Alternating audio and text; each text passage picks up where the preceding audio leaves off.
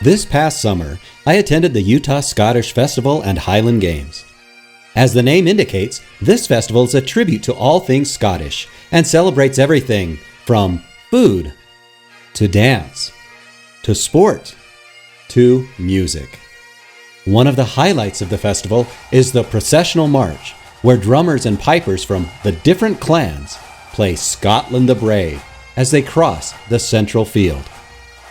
As I listened to the music and watched the procession go by, I noticed among them a small black girl playing the drums. In that moment I thought, while she probably doesn't have too much in the way of a lengthy Scottish heritage, clearly she is welcome to march alongside everyone else.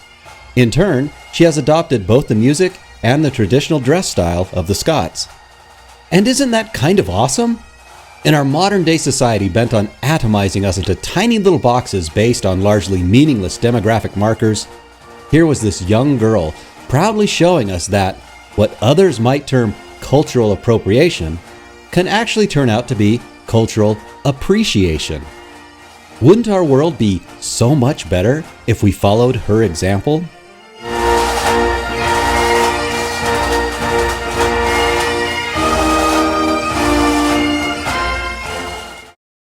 It is late October as I am making this video, and once again, the Halloween costume wars have begun. Almost anywhere you look, you can find articles and blogs complaining mightily about how dressing up as a race or culture different from your own is insensitive and shameful. Recently, there has been a spate of articles condemning parents who allow their young girls to dress as Moana from the Disney animated movie. Apparently, these young girls are misappropriating Polynesian culture. Never mind that any kids who want to dress as Moana clearly see her as an aspirational figure that they want to be like. These articles tell us that, unless they have the proper skin tone and racial heritage, doing so is bad and serves only to entrench negative racial stereotypes. Of course, this sort of hysteria about cultural appropriation is nothing new. In the past couple years, we've seen stories complaining about everything from white people wearing hairstyles that should be exclusively black, to the alleged dangers of allowing the wrong people to sell tacos. On the one hand, it's easy to laugh at the ridiculousness of it all. But on the other, it's a bit disturbing to see that an organization as influential as the United Nations held an intergovernmental committee this past June with the intent of trying to make such cultural appropriation illegal.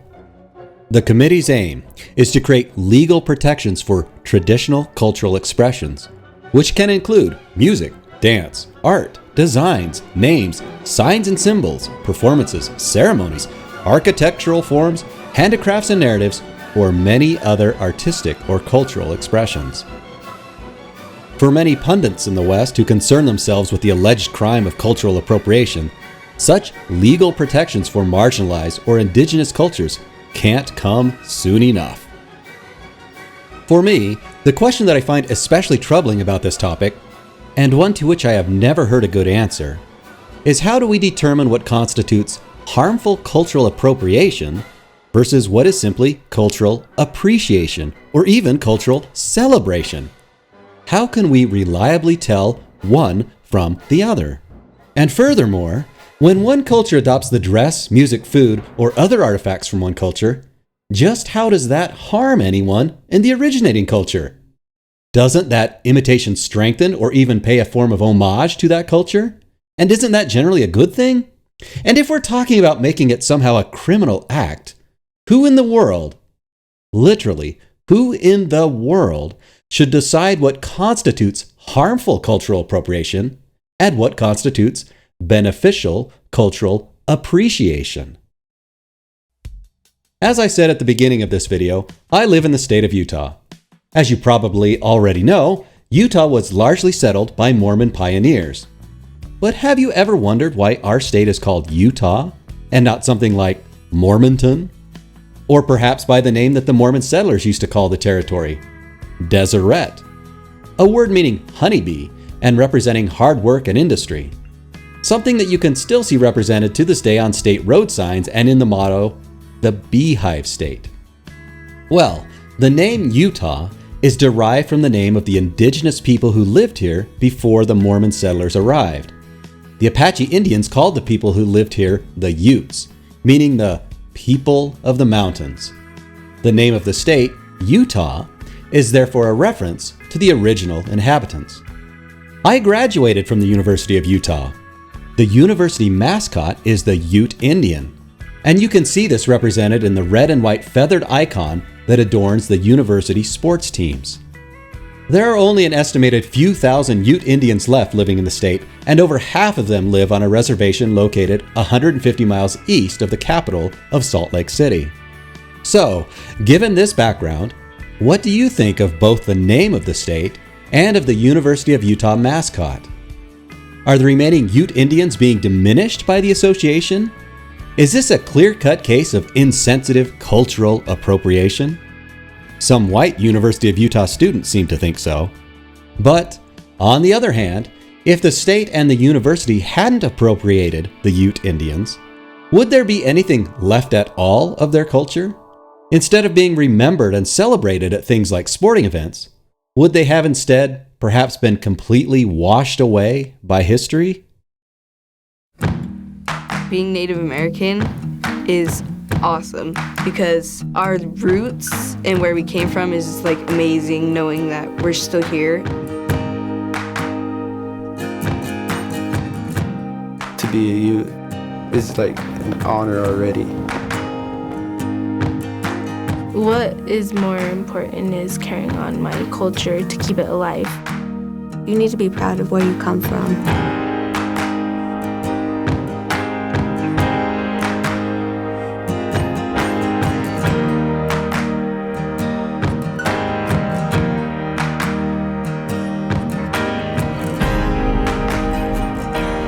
To be you, it means that you're proud to be who you are.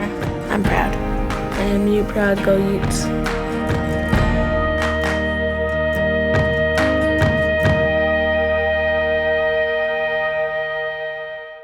Alright, so maybe in this case, what looks like cultural appropriation turns out to be consensual appreciation.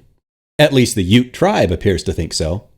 But what about in other cases where an entire minority demographic is appropriated for commercial gain without any form of consent being given? Aren't those cultures being harmed? Take, for example, the performance of Katy Perry at the American Music Awards. Ladies and gentlemen, Katy Perry.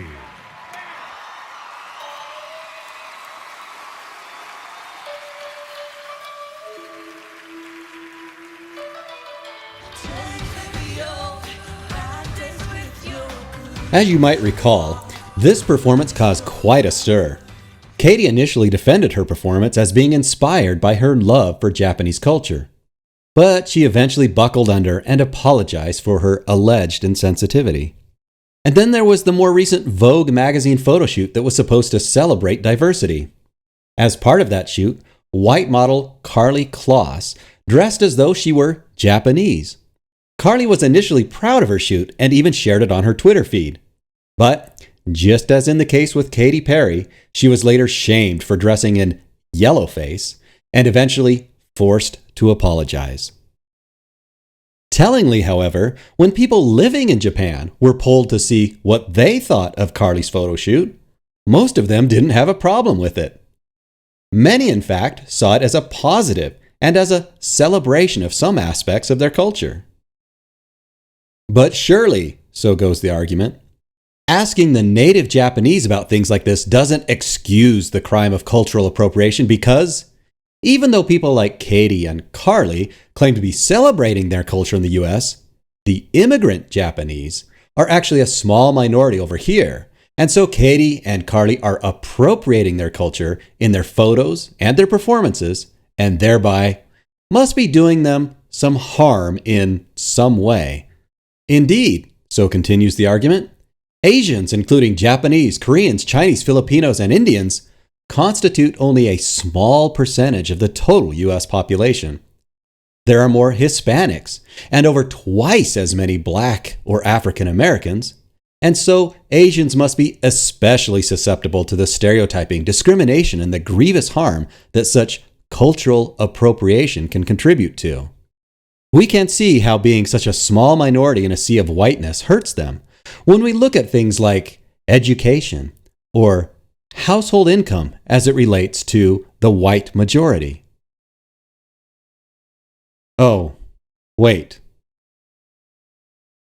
All right, so maybe the Asians are outperforming the whites in these areas because they've always been treated with special respect and kindness in the US, unlike the way that the Hispanics or the blacks have been. Like, I suppose, when thousands of Chinese were conscripted as laborers in the late 1860s to construct the Transcontinental Railroad because they were willing to work for only 60% of the pay of white men. Or when the US passed strict immigration laws around 1917, specifically targeted at keeping out the Asians. Or when 150,000 Japanese citizens were rounded up and put into concentration camps during World War II. Now clearly, I'm being facetious here. The truth is that those of Asian heritage have generally done very well in the US despite having the odds stacked against them. When you look at all they've had to overcome, you can't help but feel a sense of admiration and respect. In fact, when you look at the sorts of memes and humor that are targeted at Asians in the US, you see that many of them aren't looking down at a stereotype and derision, but rather looking up at it with a sort of admiration. The stereotypical reputation of Asians for intelligence, hard work, and perseverance are admired as ingredients for success. Which then again raises the question. When we see people like Katy Perry being called out for cultural appropriation, how can we know that it's not actually exactly what she says it is? Cultural appreciation. This constitutes my central thesis of my argument in praise of so-called cultural appropriation.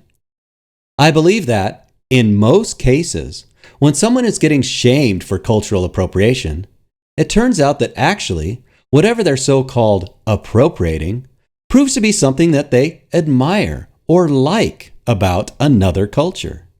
By imitating it, they are showing that they appreciate it, and they think that it contains something good or worthwhile.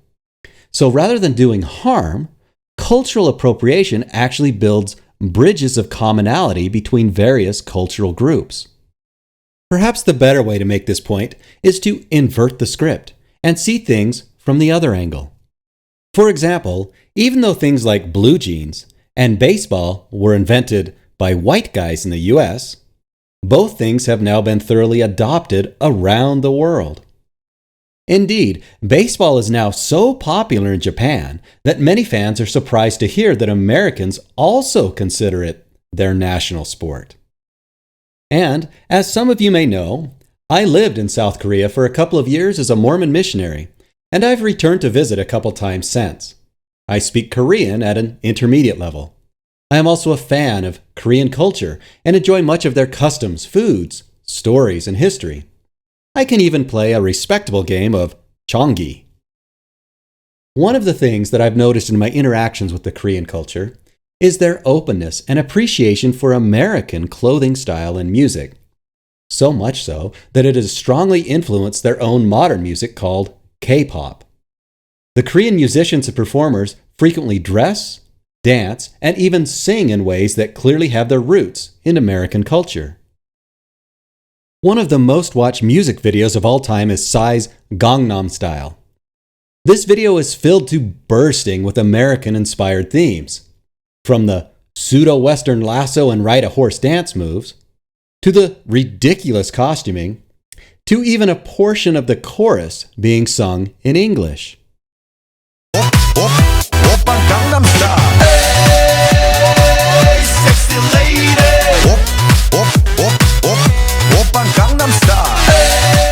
When you're watching for it, it is obvious that Psy is culturally appropriating the hell out of American culture for this video.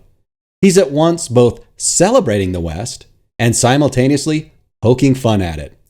He's mixing in a heaping dose of Korean culture for good measure, too. And yet, I ask if anyone living in the States or if any Americans living in Korea were harmed in the least by all the silly American stereotypes and flagrant cultural appropriation present in this video. Or, for that matter, has anyone been harmed by any of the other K-pop music that does much the same thing? On the other hand, as someone living in the US or in the West, don't you feel a little more commonality with the South Koreans after watching this? Maybe you feel yourself smiling at the goofy over-the-top images, or getting caught up a bit in the stupidly infectious beat.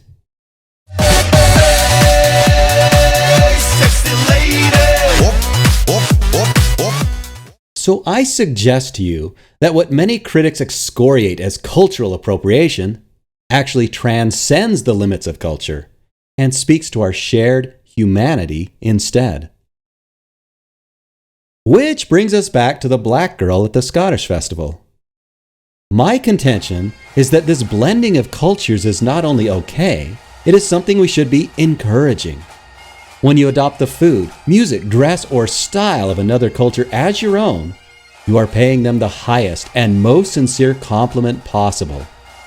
Imitation truly is the most sincere form of flattery. We need a world with more people wearing kilts, be they black or Asian or whatever. We need more little girls dressing up as Polynesian princesses, and more little boys dressing up as Arabian heroes. We need more Jews raising a glass for St. Patrick's Day, and more Indians eating sushi. We need more Australians eating baguettes, and more Brits dancing the Watusi. Okay, maybe not so much on that last one, but you get the idea. Cultural appropriation is cultural appreciation. And in a world increasingly riven by identity politics, one of the best things we can do is break down those artificial walls that divide us and instead find unity in our shared humanity. And on that note, I'm going to go have a burrito.